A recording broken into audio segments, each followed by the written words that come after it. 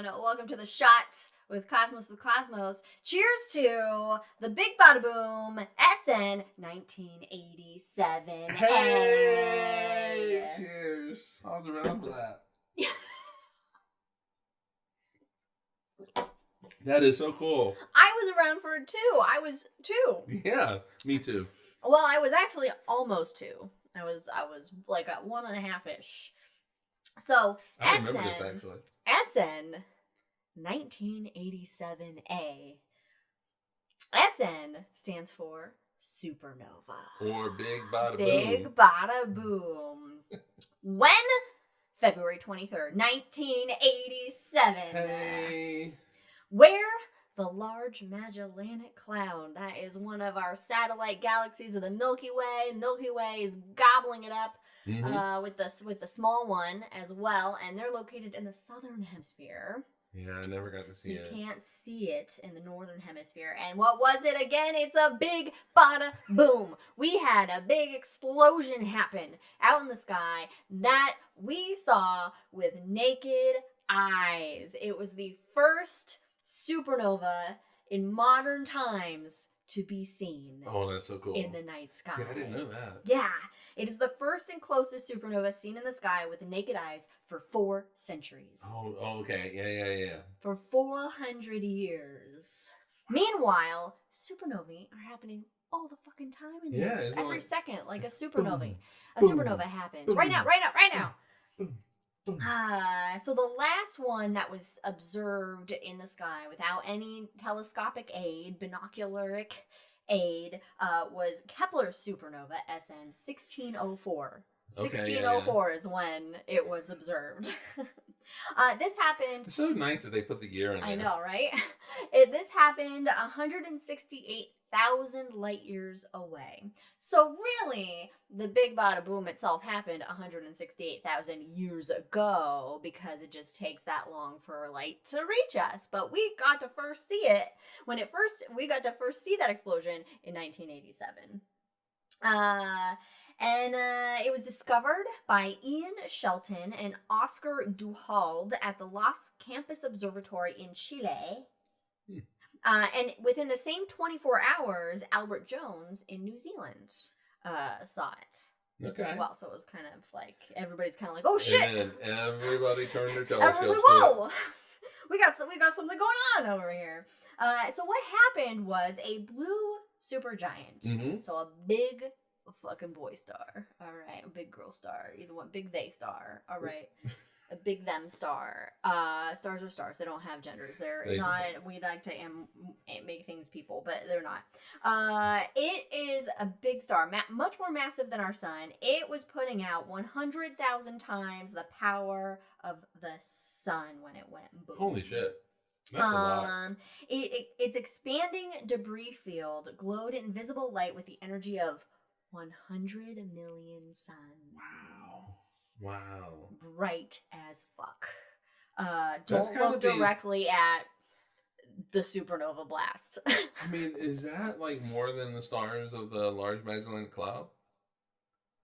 Because it's just a small little dwarf galaxy. Probably. I mean, there's 400 billion in ours. Yeah, so it might be the size of the as luminous as a small galaxy. Yeah.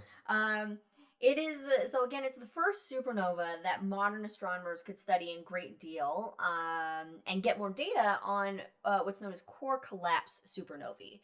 So that's when a star, basically, it runs out of fuel and it can't balance out the inward pull of gravity anymore, aka hydrostatic equilibrium. Hey.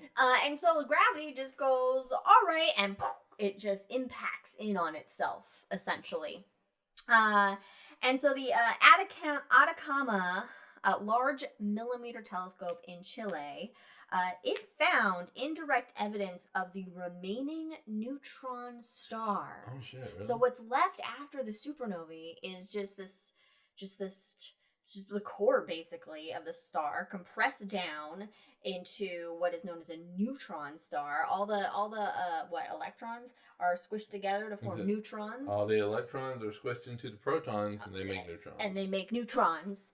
Fancy physics man is here. That's why I have him. And to do tip math. But and it's only about 10 miles across. Yeah, they're small, the biggest. but incredibly dense Yeah. material and incredibly hot material. It's radiating away all that leftover energy, essentially. But they couldn't see the neutron star. In fact, we can't directly see the remaining neutron star. And so they weren't sure exactly. Did you say they saw it though? No. They found evidence of evidence of it and where it is. They weren't sure exactly where it was or is within the nebulae. Because it also could have been a black hole. Exactly. So, what they thought, basically, in 2021, okay, so Chandra and the New Star X-ray telescope, they found more evidence for its location. And the reason why that it could be so hard to find is that either it's enshrouded in dense clouds of dust, a pulsar formed with an unusually large or small magnetic field, okay, or it could have further collapsed into a black hole. Oh, okay. And stuff falls after onto material, it. Yeah, Falls onto stuff it. after material falls back. Yeah, material falling back onto it then caused it to basically just shrink down into itself even more into a mathematical point.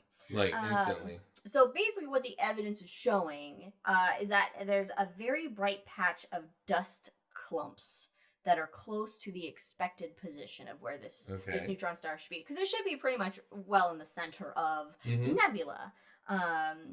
And they're seeing that there's a hard X-ray emission that indicate a pulsar wind nebula that's being created. So pulsars can create high-speed winds blowing outwards, and this can create a nebula shaped by charged particles and magnetic fields. So what astronomers think they're actually seeing is a young pulsar. Oh, nice. And it's unprecedented to be able to watch the birth of a pulsar. Because it's just so close to us. Yeah, it's usually these things are happening so far away from us. You know, we they're hard to see, hard to observe. We're not seeing them when they, we saw the explosion of the star happen, basically, which is a rare occurrence, and usually astronomers are just working off, something that exploded. I mean, technically it exploded a really long time ago, but but they're seeing it, many, many, many years, or hundreds of years, or millions of years after it actually exploded. So question, query, answer, response. What was I don't remember. Okay, so when you look at Supernova 1987A, it's got they're circular lobes. Yeah. Yeah, I don't know.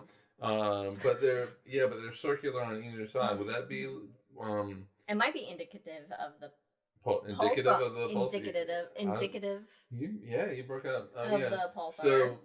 So I was wondering if it's anything those about jets. Yeah, pulsars usually have the jets. Yeah, the pulsar hitting it and it rotating, making those. All right, cool. So it's very possible that could be it. So, of course, more study is, of course, happening and will happen, but it is really for a very long time. Yeah, I mean, this is just like 2 centuries from now they're going to be studying it. Prime, just almost once in a lifetime shot to witness the death of a big star and the birth of a pulsar. I mean, it's transformation into. Yeah, so it's like butterflies. It's what? It's like butterflies. Yes, it's going to refine our understanding of pulsars.